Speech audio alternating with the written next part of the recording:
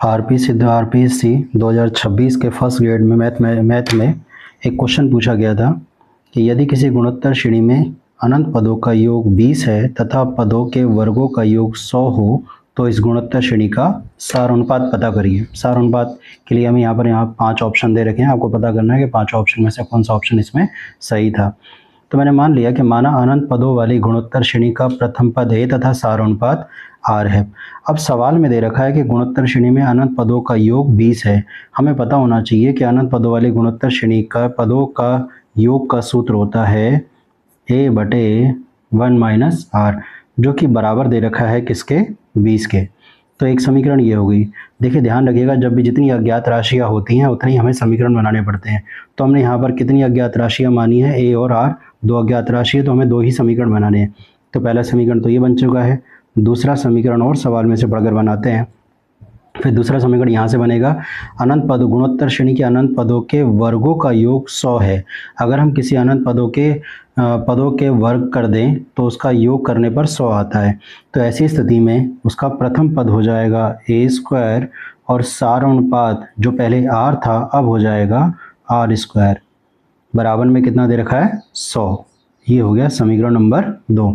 मैं एग्जाम्पल में बता भी देता हूँ कि उसका सारानुपात आर स्क्वायर कैसे हो गया। जैसे मान के चलिए कोई गुणोत्तर श्रेणी मेरे पास थी अनंत पदों वाली 2, 4 और 6, इस प्रकार से 2, 4 और 8। ये हमारी अनंत पदों की गुणोत्तर श्रेणी है, जिसमें आप देख सकते हैं प्रथम पद आ रहा है 2 और सारानुपात आएगा 2। अगर मैं इनका वर्ग कर दूँ तो 2 का वर्ग 4, 4 का वर्ग 16, 8 का वर्ग 64। अब यहाँ देखिए, यहाँ प्रथम पद कितना हो गया, 4, यानी कि पहले वाले गुणोत्तर श्रेणी का पहले पद का वर्ग है। सार अनुपात जब आप निकालेंगे 16/4 तो कितना आएगा, 4 आएगा, जो कि पहले कितना था, 2 था। अब इस 4 को हम लिख सकते हैं 2 का स्क्वायर, ठीक है। तो ये ध्यान रखिएगा। तो अब हम एक काम करते हैं, दोनों समीकरणों को हल करने के लिए फटाफट हमारी समीकरण हल हो जाए, हम एक काम करेंगे कि कोई भी एक अज्ञात राशि जो a है उनकी घातों को समान बना लेते हैं। तो यहाँ पर था a स्क्वायर, तो इसको भी a स्क्वायर बनाने के लिए समीकरण 1 के दोनों पक्षों में वर्ग कर देते हैं। जब आप वर्ग करेंगे तो ये हो जाएगा a स्क्वायर, नीचे हो जाएगा 1 माइनस आर का होल स्क्वायर, 20 का वर्ग करेंगे तो 400 आ जाएगा। अब ये हो गई हमारी समीकरण नंबर 3। समीकरण 2 और 3 को हल कर लेते हैं। देखिए जब ये भाग में राशि आ रही हैं तो एक काम करते हैं, जल्दी से समीकरण हमारी हल हो जाए तो हम इन समीकरणों को आपस में भाग दे लेते हैं, जिससे हमारी समीकरण बहुत जल्दी हल हो जाएगी।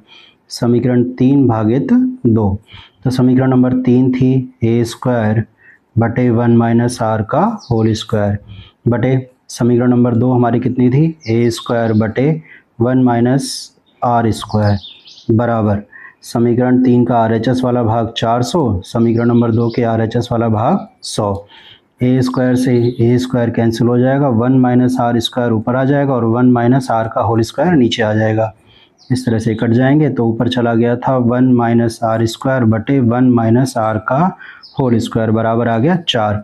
ऊपर फॉर्मूला लग रहा है a square minus B square का, तो यहाँ हमने लिख दिया 1 माइनस आर ब्रैकेट में 1 प्लस आर और बटे में 1 माइनस आर का होल स्क्वायर। अब एक 1 माइनस आर से 1 माइनस आर कैंसिल हो जाएगा।